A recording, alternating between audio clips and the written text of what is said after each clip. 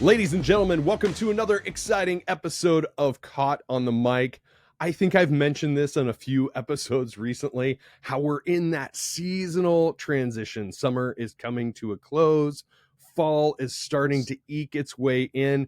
And I get excited about new music releases that hit in the fall because a lot of times, sonically, they just hit differently. And I got to tell you, the new album that is dropping from my next guest has this very impactful opening track. I just got done telling him it's a song called Only If Only.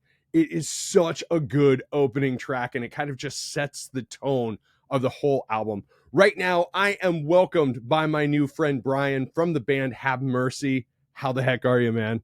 Dude, I'm doing well. How about yourself? Fantastic. I'm glad you were able to join me on the show. Yeah, man, this is cool. I don't do a lot of podcasts, but I checked out some of your episodes and I was like, fuck it, I'll do it. I don't know if we can cuss. Oh, I'm dude, cussing. please. I So say this a lot too. I use curse words as punctuation marks. So let's rock exactly. it. Hell yeah. So the new album is called The Loneliest Place I've Ever Been. I feel that album title like none other. Uh, so how did you come up with that? Dude, so it's so the record was actually going to be called Only If Only, the first track on the record. And then we like slowly moved away from that title. And as we were writing one of the songs on the record called What Happy Is, there's a line in that song that says, "This is the loneliest place I've ever been, but it's the only place that I'll ever learn to love again." And I was like, oh, that's such a big statement. Like, Yeah. that needs to be it. And I like long album titles sometimes, so I figured why not?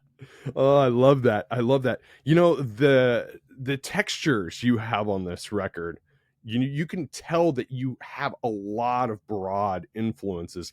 Let's kind of take it back to when you formed the band, 2009. You had some metal roots and then you transitioned into Have Mercy. Why don't you kind of give the origin story a little bit? Dude, it's crazy. Like the band existed before the band even existed, if that makes sense. Like, yeah, we were around in like 2009, 2010, and kind of like pulling metal influences and some indie rock stuff and mixing it all together. And then we kind of nailed down our sound around like 2012 and went for this like what we thought was like a cool like indie sound, but it was just fucking emo music. So we like just went down that rabbit hole for a little bit, and I think slowly it just naturally evolved into a more polished version of what we were when we started. So it's just yeah, I don't know. We've kind of touched on different things throughout our discography, but I think now we're at like the perfect um like sound. Like we are at our sonic peak, I feel like right now. So Yeah. I hate to be a repeating guy because I've mentioned this on several podcast episodes lately about how streaming has kind of influenced music in such a way that genres are almost borderless anymore and music is just for sure. music. And I've had one guest point out that music these days is more about mood. Do you feel like the evolution of the industry at large and everything that was going on around the band kind of allowed for you to be a little bit more exploratory during that era? Yeah, I think so. I think for good reasons, bad. I think like we were pushed to be more exploratory based on like what the labels wanted and Right. what our versus what our band wanted. So we got to dive our feet into different waters. We also get to work with different songwriters who worked more in the pop world. So we kind of got to like explore those roots and then come back to what our sound naturally is now because we're like pretty much a DIY band now. But it's yeah, man. I think like getting there are no rules anymore. You can do whatever the Right. fuck you want, and it's I don't know, man. I It's a love good that. it's a good and horrible time to be a musician. Sometimes you the horrible side of it is the lack of obsolescence because back in the Yeah, day it was the few the proud and now everybody's doing it and everybody has the capabilities of doing it in their own home or their own oh yeah, practice spaces. Yeah, So dude. So that it's great because some, some musicians who would have never been found are being found on a daily basis and fucking really thriving. And then it's terrible because there's some really bad artists who are also catching fire. And, yeah. but, who am I to say what's bad? It's not. Well, So, I was, I will spend time doom scrolling on like the TikTok and all this other stuff, and a lot of people that the algorithm feeds me are like music managers, music critics, and people along those lines. And there is kind of a warning out there that the old tradition of the 3 minute, 30-second long pop song is going to eventually turn into the 2 minute long pop I song know. and sync, and how people are writing music exclusively for social media now. That's a little alarming for a traditional rock fan such as myself. Yeah, dude, it's so weird. Like when we started writing music, it was to like write a full record, and now it's, on this new record that we're putting out, like I feel like nobody's going to hear the majority of it, but they're going to hear the first three singles and replay those over and over again. Like our attention spans are just so different nowadays. But I don't know, man. I'm going to keep writing these full records because Good, it's good it's for all you. all I know. Good for you. But I will kind of, I will add a little bit of light at the end of that tunnel. A band that I am almost ashamedly to admit that I was really late on was Jimmy Eat World. They're now one of my most favorite bands ever. But I'm the one of the, same fucking way. I was I, late to them. I was too, dude. Like all when I was growing up, everybody was listening to him. I was like, I don't get it. And then it hit one day. Yes, yes. And so now I have that joy of like discovering their entire back catalog, whether a song was a hit or not. And a lot of the times, their deep tracks are some of the best songs I've ever heard. So, to kind of lend to your point, it is still valuable to like take that album concept and record with that in mind. Yeah, dude, anything can pop off at any point too. Like we just I don't know how much you follow our band, but we just got on a NASCAR soundtrack for the video game that's coming out, and it's a song that we released like 8 years ago or something, Wow. like 7 years ago. I was like, "What the fuck's happening, man?" Like Yeah. it's good to I mean, as much as those singles are all that really counts, like building up your catalog is so important too, and knowing like where you've been and where you can go as a musician, man. Yeah, yeah. So let's talk a little bit about your catalog. From The Earth Pushed Back, released in 2013, A Place of Our Own, released in 2014, and Make the Best of It, released in 2017. What would you say are the three major differences between those albums, and how have they that influenced the sound of the band now?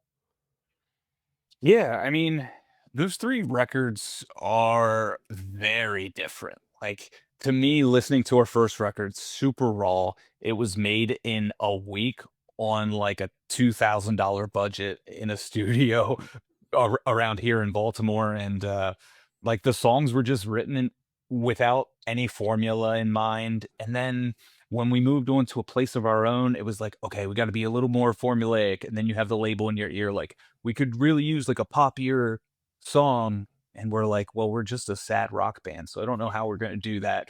So there's a little like few tracks on there that kind of like pop out in an odd way, but a lot of them are people's favorites now.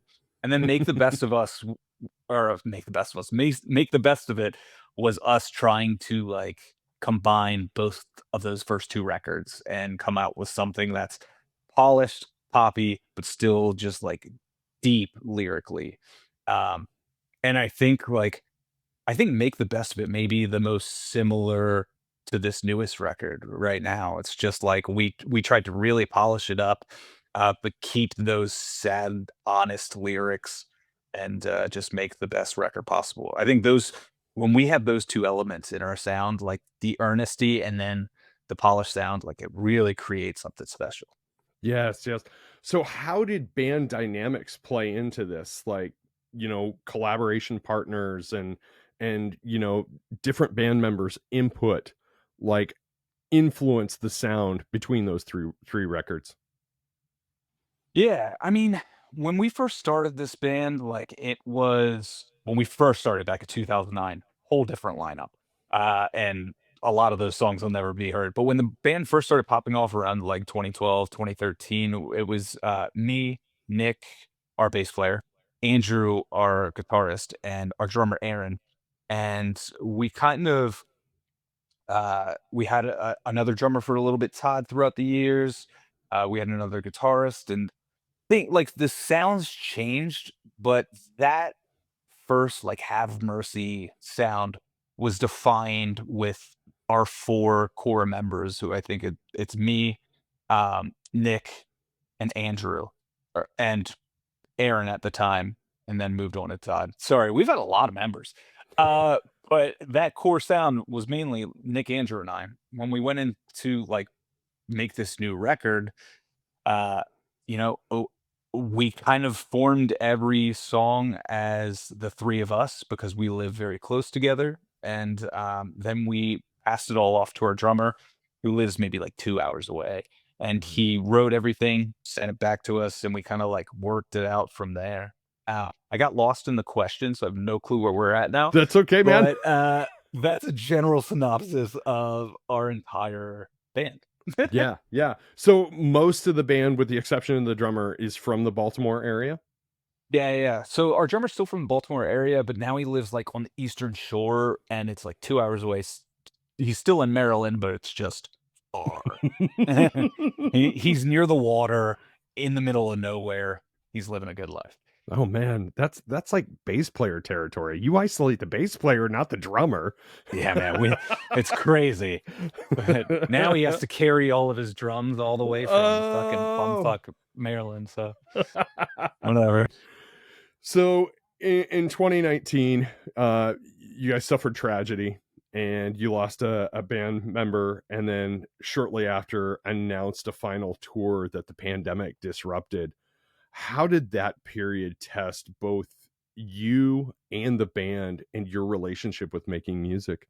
Well, at that time, when our band member passed, like Andrew, Nick, and I were still on good terms. Like we had a bad falling out though, so we weren't on the best terms, but we were still talking and stuff like that. And then like after that happened, I was going through a rough spot myself, and I was like, I think it's time to call it fucking quits on this band. And we Yeah. had full intention of never opening this door again. Um, Nick, our bass player, ended up doing the final tour with me and some hired guns. And then, like, after that tour was over, we took a couple years off. Like, I had to get sober. That was a whole thing. And then, like, somebody reached out to us to play a show randomly. And we were like, oh, well, I guess we could just do one show. And then that turned into a whole thing of like, now we're just fully back in it. Uh, and it's nice because, like, when we started this band, we were kids who didn't have any future and just wanted to, try to make it big. And like now we're all just guys with regular jobs who want to do this in our free time. And I think there's a lot more, I don't know, like passion involved now because that's purely what it is, like a passion project. And our heads are in the right spaces now. So like, it's crazy, like, the way since 2019 when our band member passed, like, the way this evolved over the past couple of years is fucking nuts. Yeah.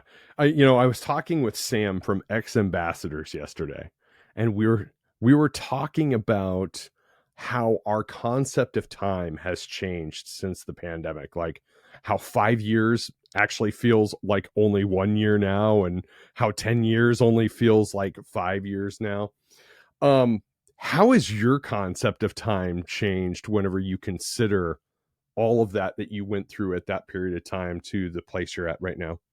Oh, dude, like you said, it feels like no time has passed at all, but I don't know if that's just the way, like, the I look at it or if that's, like you said, the way everybody feels. Like, I getting sober feels like it was fucking 6 months ago, but it's been 5 years, so it's, like, really Congratulations, by weird. the way. Thank you, man. I fucking talk about it a lot, and I always feel, like, really self-conscious, but I also think it's one of those things that, like, I have to say to remind myself and to fucking tell everybody else. Um, but yeah, man, it's time's super weird now, especially, like, I don't know how old you are, like, I'm in my mid-30s now, like, it's fucking weird how things are evolving. Yeah, yeah, that's Just what he was saying.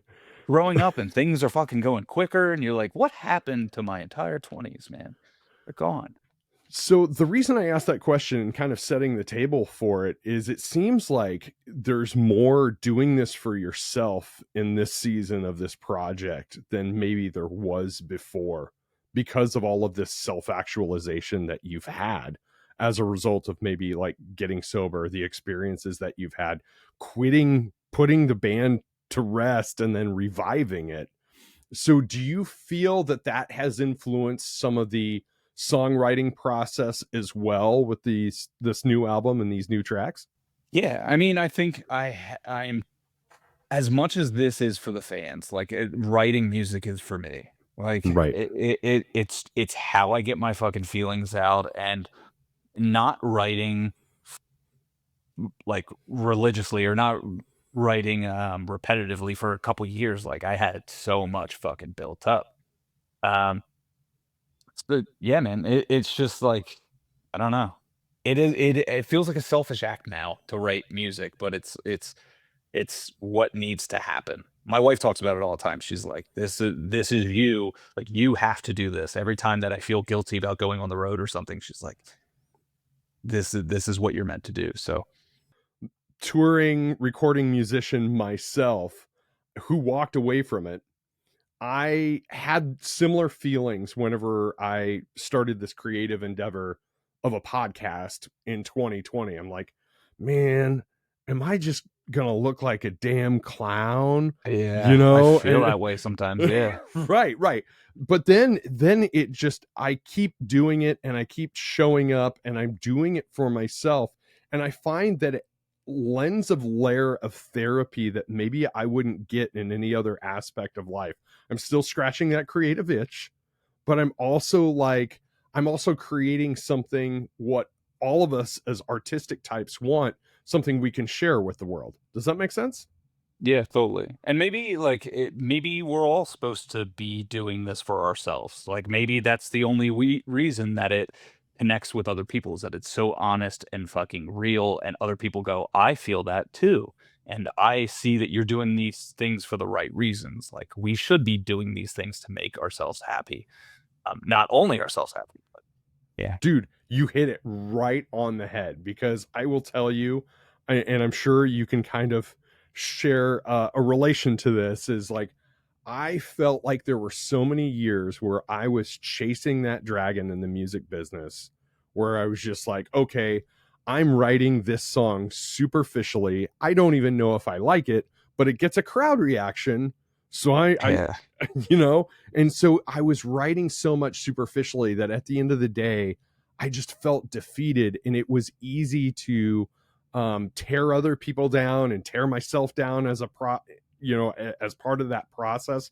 To where this podcast situation, getting to meet people such as yourself, I can have honest, sincere conversations where I can be me, you can be you, and it feels so damn genuine, you know? Yeah, man, this is it's your baby, you own it. Yeah, I think once you lose that genuine part of yourself and you start doing your art for the wrong reasons, it's the worst fucking thing you can do. I have a lot of regrets about that over the years. Is like doing music for the wrong reasons for a couple years, and like just being able to find it again and like understand how beautiful this community is and how beautiful like music is and how much of an impact it has. It's fucking cool, man.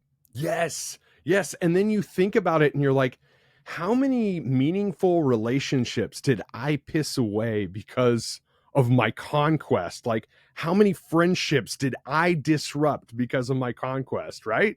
Yeah. Oh, dude, definitely. You're like, you fuck everything else. I'm gonna climb the ladder, and then it's Right. like, dude, what a terrible way to live. But Yes. you have to make all the mistakes in the world to like get to where you are now, and without all of those relationships I pissed away, and all of the reasons I did music for the wrong way or wrong reason in the past. Like if I didn't do that, I wouldn't be here now. So it's 110%. So it sounds like you have the same types of conversations with your wife that I have with mine. So Oh yeah, dude. She's my therapist. yeah, mine too. I'm like, I need to talk to you. I love that. So if you were to go back to 2009, whenever you first formed this project, and compare it to where you're at right now, who were some of your musical influences then versus who gets your engine revved up now?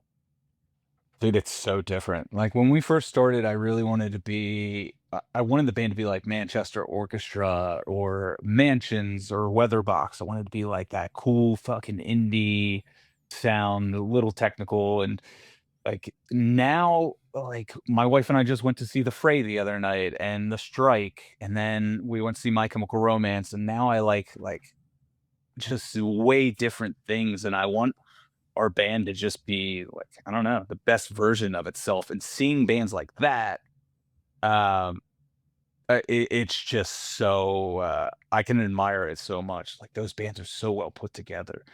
Um, I think I like always like strived for a certain sound in the past, and now I just want whatever our sound to be, or whatever our sound is now, to be the best that it possibly can be. And seeing musicians like that, like it's fucking insane. I asked that question because a lot of musicians start exactly like that. They focus on the sound first and the song second, but eventually over time as they evolve, they learn that song is king and sound comes second.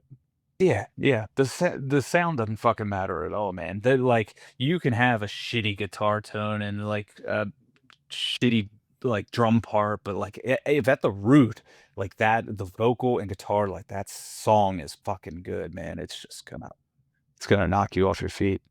Well, I tell you, and I mean this from a complimentary point of view. When I was listening to the new album today and I was digging into it, I loved it. Being an Omaha, Nebraska guy, I heard elements of cursive and like post artist in the ambulance thrice, just like Oh yeah. little bits and pieces there. And I'm like, hell yes, these are guys I can get down with because that's the stuff I was listening to when I was in the peak of it, even though I've done like fucking everything. We were just in Omaha and somebody came up to me, actually multiple people, and we're talking about cursive and shit like that. And they were like, dude, you see your sound is just like that. I was like, I've never been big into cursive, but I know like that's a compliment. Like, fuck. Especially from Omaha.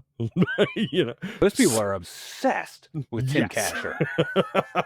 Yes. Yes. And what's crazy is all of those guys, all the big venues in Omaha, all of those guys work at the big venues in Omaha. So it's like it's not a weird thing to see the bass player from Cursive be your production manager at a local music venue in Omaha. That's so cool, man. Yeah, I really like that town. Are you're still living there now? I'm actually in Lincoln, but I Oh, lived in okay. Omaha for 15 years. I've been in Lincoln for 10, which is just 45 minutes away, the capital city of Nebraska. So That's cool, man. Yeah, Omaha was tight. I like that town. awesome. So, with the loneliest place I've ever been dropping on August 29th, what themes or emotions run deepest through this record, and what makes it different than anything you've released before? Uh, yeah, man. Like the theme is way different than every other record because I feel like all our other records just ended with like the listener or the focal point of the record in a terrible place, and it always ends sad. And this record, like when you listen to it, it kind of has like an upward incline, and like as you're listening, things get better and you're looking at things in a more positive way. And I think by the end of the record, it's really like, man, there's a light at the end of this tunnel. If we can all just get there. But like emotion wise, like it's just it is as sad as the old stuff. Like I feel like I write some sad shit. I've been through the thick of it, but I'm at a point now in life where I have to like see the beauty in it all, and I think the record really shows that towards the end. It's funny you mention the emotional state of the album because both August 17 and TV Glows offer emotional entry points into the album. What stories or feelings were at the core of those songs? Yeah. Uh, all right. So first off, August 17th, I never thought would be a single, and then it ended up being the first single on the record. Like I did not think it was going to be like it. So August 17th was about like the last day I saw a family member before they passed. We knew they were going to pass. Me and my like immediate family went in and saw them, and I came home and I was like, fuck, I need to write. Like, I just need to write about everything I'm feeling right now, which I've done a lot with grieving in the past through song, but like this one felt different because I went with more of like a rock feel and I wanted to fucking scream it all out. And I think that, like, that being the first single on the record is a good entry point for fans. Like, everybody's gone through that kind of stuff. And as we get older, it's just going to become more frequent and it's really accessible song. You know, when you're sitting there going, I wish I could have said this to somebody and I wish I would have done that. Like, that's what this song is about. Like, missing out on times because you feel like you fucked up and you should have been there more often. So I think that's good entry point. And then TV Glows, man, is like, it's about, growing up and finding young love. And then at the end of it, you like, losing it and trying to navigate out of that, or trying to keep it alive, depending on which way you look at the song. But both like, yeah, it's good ways to get into a record. Like if you've ever fucking been in love, or if you've ever been sad, you can like Have Mercy. That's a great pitch, brother. That is Dude, great pitch. that should have been a tagline for the record. We could Well, get little stickers and put it on there. you've gone from Baltimore beginnings through loss, breakups, reunions, and now a sixth album. What do you want Have Mercy's legacy to be, and where do you see the next chapter going? I don't know if I can ever control what our legacy is, but I do like want to. I want people at the end of the day to look at our band and be like, "Holy fuck, man! Like they write some really good songs," and that's all I want people to take away. Um, and I want people to connect to it and feel the things that I feel because like that's the reason I'm fucking writing all this music is to, like, let this out into the world, and if nobody else connects with it, uh, I'll still do it, but it's super rewarding, in an emotional sense that other people do feel the same things I feel and can, process their emotions by listening to it, so to to answer your question, man, I don't know what our legacy is gonna be, but I just hope people take away from this record and future Have Mercy records that, like, dude, I feel like we know what we're doing musically, and I, I don't. It's time for us to really like show you what we're all about. All right. I love that. I love that. Now let's pretend just for a moment we're sitting around a campfire, we're having this deep philosophical discussion, right? So this is your time to be honest. How ready are you for this to just be out into the world fully? And are you already cooking up the next batch of music after this drops? Dude, it's so funny you say that. I hit up the guys today, and I was like, I wrote a new song, and I've already written 3, and I've sent them to them, and I know I get annoying because, like, I'm a fucking workaholic, I can't stop, and now I'm just writing a lot because 'cause I'm fucking really into music right now. Um, yeah, I new music, hopefully comes out at some point after this. I'm very excited for this record to be out there, man. It's been finished forever. It's been finished for like 9 months now. Dude, you could tell I was asking that question from the vantage point of a guy that's released albums And you're because like, "Dude, I've been sitting on it." right. And that's the thing. I know I have been a part of projects where we're days away from the CD release party, the album release party, and we've already got a whole other album written and ready to go. You Yeah, know? dude. I think that's where we're gonna be at, is, like, we're gonna be ready to rock, but then you can't release those songs for another Right. 3 years, 4 years. Dude, I've definitely I hope the guys don't listen to this because I'm gonna say it, man. I've sent the record to way too many people already, like friends of mine. I'm like, you've got to check this out because I need your opinion. And I keep fucking doing that. And now, like, they're all gonna know it by the time it's out. Like That's all I've right. ruined it for everybody. That's all right. You have your homies singing along to all the songs at the show. So I mean, you got to find the silver lining in that. So with the album dropping on August 29th, what are your hopes like 18 months from now after it's circulated?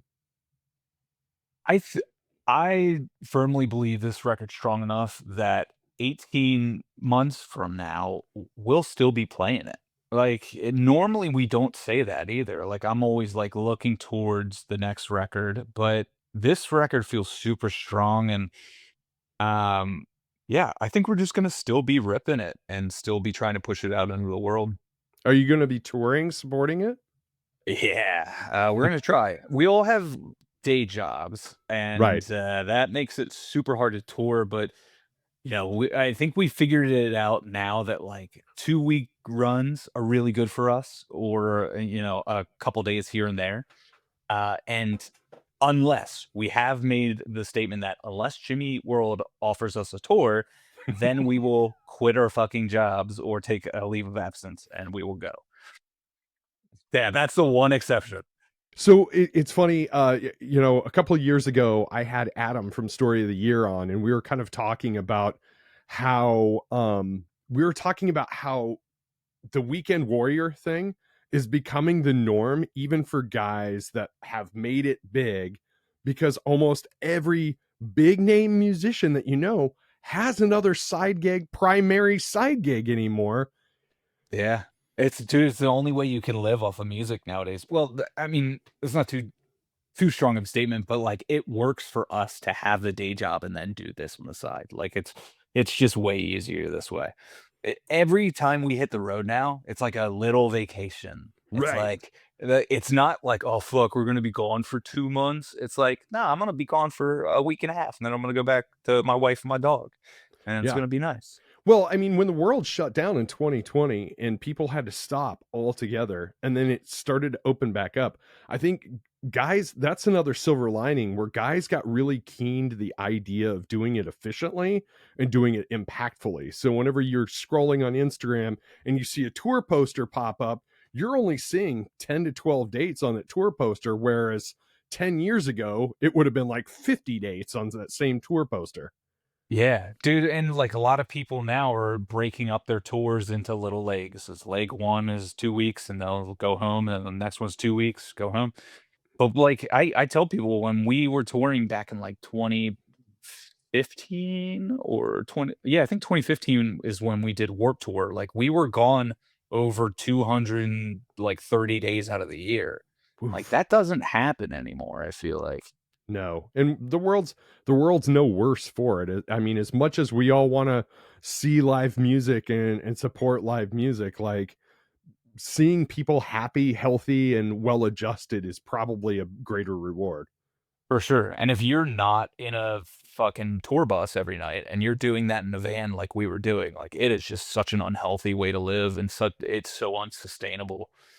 So, Breeding ground for conflict. no oh, no doubt, man, you're like, "Fucking get out of my seat, you're in my seat." All those kind of fights.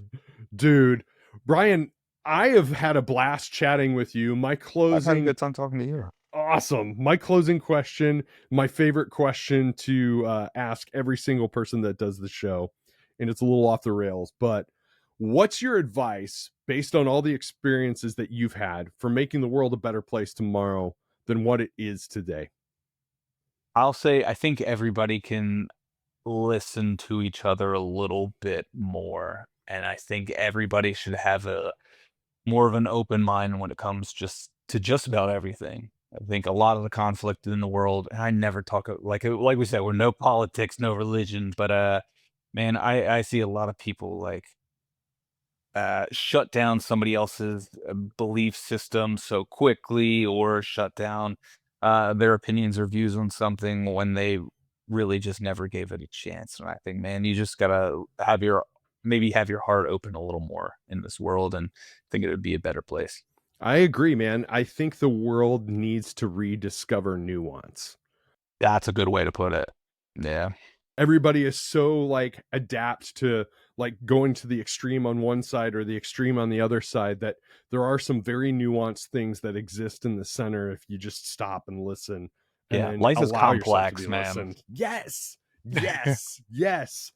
All right, my friend, why don't you tell my audience where they can find you guys and your music online? Yeah. You can find us at Have Mercy MD on Twitter, Facebook, Instagram, Blue Sky, whatever, and havemercymusic.com. And our record comes out August 29th. It's called The Loneliest Place I've Ever Been.